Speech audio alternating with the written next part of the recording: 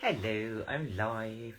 It is Saturday afternoon, the 4th of November, and it's raining and it's horrible outside, so I am reading a chapter. I left it a bit late. I like daylight, but have to put the lamp in a strategic position because it's not very a big writing. Return to Elysium is another of Joan Grant's far memory books. It's her life as Lucina.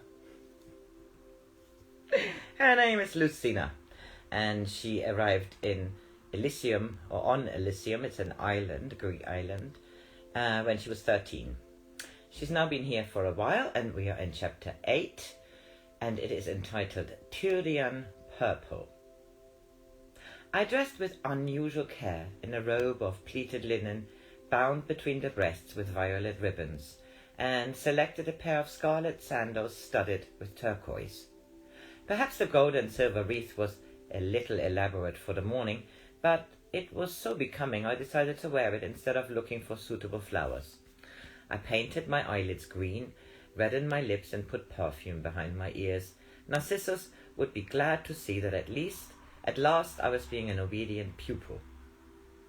I found Euripides lying on a mattress in front of the house. A wreath of ivy partially obscured his right eye, and a bunch of it was folded between his hands. "Why the ivy?" I said amiably. "To remind Dionysus that after I have poured such copious libations in his honour, he cannot in decency allow this torment to continue." "What's wrong with you?" "Rather should you ask what is right. While I indulged in innocent, defenceless sleep, some ill-intentional fiend has sawn off the top of my skull and filled it with scorpions and boiling lead. You perceive a soul who will find no unfamiliar pang among the underworld's most robust conceits. Would you like some ivy?" Dionysus appears too preoccupied to heed my pleas. No doubt he has troubles of his own, but it might be worth trying. Cleon will probably have the clarity to collect some for you. He found mine on a dead tree. He closed his eyes. "Some ill-omened sculptor is hammering my skull, having foolishly mistaken it for a block of granite, no doubt to erect a memorial to a dead poet. Could you persuade him to desist?" I was annoyed that he was so too preoccupied to notice my appearance. His skin had a greenish pallor under the tan, which I should have found disturbing if I had not seen him like this before, and for the same reason. "Ivy? Why should I wear ivy?" I said maliciously. He sat up, clutching his head as though afraid it might topple from his shoulders. "To placate Dionysus, of course. Come, lie here beside me, my poor deluded child, and we will take solemn vows, which I have no real intention of following, for my wits have not entirely forsaken me, to drink water instead of regarding it as a fluid suitable only for filling baths." "What has Dionysus done to offend you? He gave us good wine and sleep. What makes you think him angry?"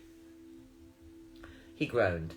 "Lucina, the only thing which has sustained me through this dolorous morning is the thought that you must be feeling worse even than I, and so would need my help and comfort in affliction. I distinctly remember seeing Cleon carry you to bed, after you had fallen flat on your face, grunted with the charm of a suckling pig, and gone irrevocably to sleep. Very pretty you looked too, and I should have been delighted to carry you if my legs had not suddenly emulated strands of seaweed." "How did Cleon manage?" "Either his mother was a Maenad, or else his sweat turns wine to water. He drank more than any of us, and was the only one to remain entirely sober. He was disgustingly cheerful this morning. He whistled. Lucina whistled, though he must have known that in so doing he drove hot copper wires through my eardrums." "Perhaps wine suits me, for I feel very well this morning." "And they say women are weak." He groaned and buried his face in his arms. "I didn't say that." "How true, how terribly and disquietingly true." His voice was blurred but it carried heartfelt conviction. So Cleon had been sober. Cleon had carried me to bed. He was the only person in Elysium who used his own name, a name which was neither the symbol of a fear to be conquered nor an ideal to be attained. I had never seen him angry or in tears. He had always seemed a little dull compared to the others, or were people who had the courage to be themselves instead of only talking about reality, the reverse of dull. Narcissus came down the path from the stream, carrying a water jar. He nodded towards Euripides. I thought I had better do this today, for he seems to be undergoing sufficient penance. If we waited for him, the dishes would have to stay dirty, and there are no more clean ones. Then he noticed my headdress. You are looking very beautiful this morning, Lucina. Why didn't you wear those clothes before? I found them in the chest in the south room. Oh, I see. He looked embarrassed. Well, I had better ask Agamemnon, if he is awake, to help me.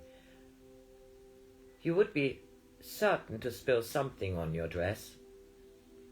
I felt rather unkind not to insist on helping, but it was his idea that I was unsuitably dressed. He could get Agamemnon to do my share of the work, or do it himself. It was good for men to realize that women had better things to do than wait on them.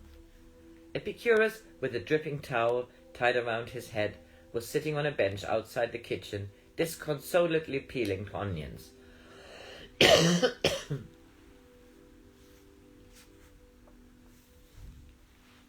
Disconsolately peeling onions. I avoided him, for when I had a headache, he was apt to be disagreeable. I could not find Cleon, so I went to the top of the steps to see if he was on the bench. I saw him standing on a rock, beyond the breaking waves, the sun glittering on the trident in his hand. This was annoying. If he did not get enough fish soon, he might spend the morning there, perhaps not even come back for the noon meal. I had planned to be discovered standing pensively beside a tree or sitting gazing out to sea, so that I could look up as though startled when he was close enough to appreciate the full effect. Now I should either have to wait until later in the day or else go back to change into ordinary tunic. I disliked watching people do things which Cleon knew, so even if he came closer to the shore there would be no point in pretending that I'd only come to see how many fish he had caught. It did not take me long to run back to the house. I climbed through the window in case someone was in the outer room. From the steps I shouted to Cleon, but the waves must have been too loud for him to hear, so I left my tunic on a dry ledge and swam out to the rock. A mermaid, he said, stretching down a hand to help me out of the water. I must capture alive this rare addition to our aquarium. Then, pretending to be surprised, why, it is only Lucina. However, I have been unlucky this morning, so you can try to get fish for us. Perhaps they will be more willing to approach if they too mistake you for a mermaid. The only Lucina rankled,